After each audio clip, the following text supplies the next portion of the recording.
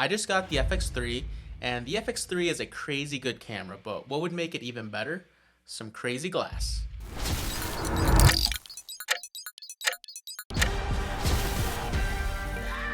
Welcome back. If you're new here, my name is Ivan and I talk about cameras, tech, and filmmaking. And recently I just purchased the FX3, but I wanted to have a few more options than what I currently have. Usually I just use my 16-35, so I ended up picking up 2 more lenses, but let's go over all of them. We'll start with my biggest, or at least my tallest lens. This is the Laowa Probe lens, 24mm. This is a very special case lens. As you can tell, this thing is long, it's weird looking, and definitely not something that you would see someone using for run and gun situations. It's weirdly shaped, and it's a macro lens that you can get some really cool shots and really different perspectives depending on what you choose to do with it. It has a minimum focal distance of 1.5 feet from the sensor of the camera, not from the tip of the lens, which means you can get super close to objects and still be in focus and see all the details. So you can get some really cool shots. This is amazing for product video, and if you watch a lot of filmmaking YouTube, you've probably seen this lens being used by people like Daniel Schiffer and others with those awesome product ads that they make. I bought this lens a few months ago and it was purchased for freelance work, but again, it's such a niche lens that it may only be used occasionally for a shot or two, and it's difficult to use regularly because it requires a crazy amount of light since the sensor is so small. But with the FX3 and the dual native ISO, I'm hoping it'll be a lot easier to use. It also requires super steady shots, so you'll definitely want a slider for this lens. I've seen one person do it handheld. I don't know how they did it, but most people need a slider.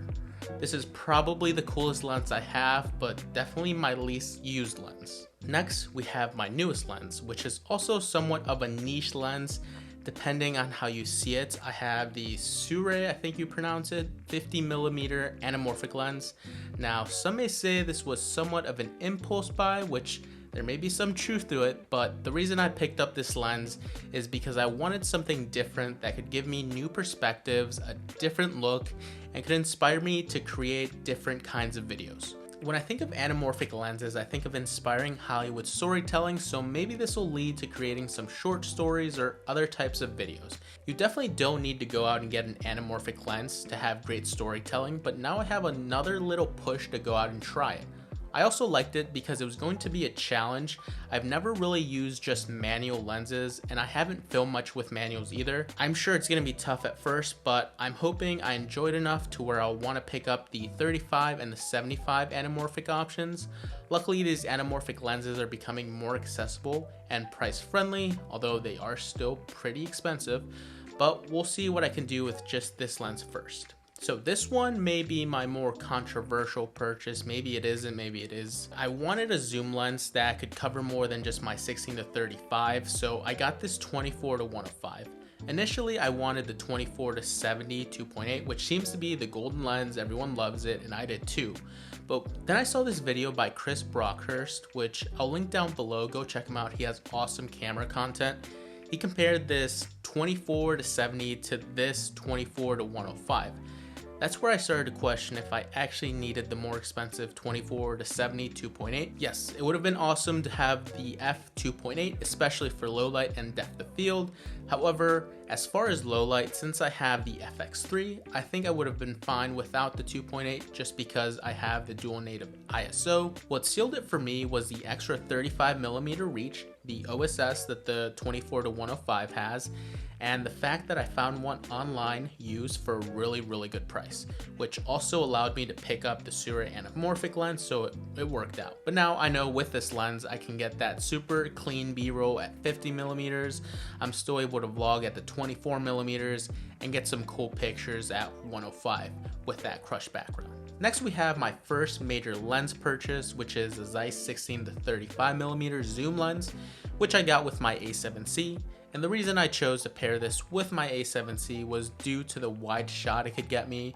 I was doing a little bit more vlogging and there was 2 of us in the frame, so the 16mm really helped out. Now I never really pushed the 16mm, but it was nice to have that option. Plus now in my super tiny studio, The wide shot gives me a little bit more room to work with, and for all my YouTube talking head video, I will continue to use this lens.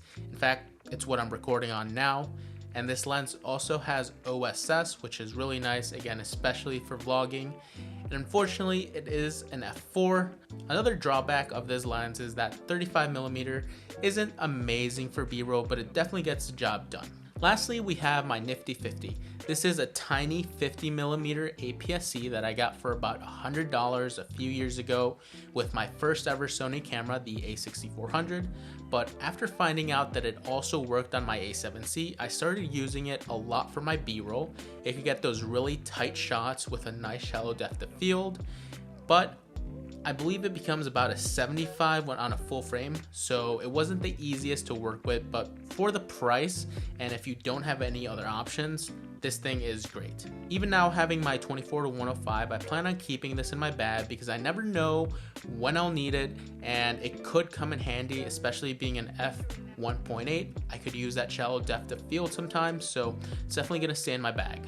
Let me know if you have any comments on any of these lenses down below. Stay tuned for more videos on these lenses, especially the Probe and Anamorphic.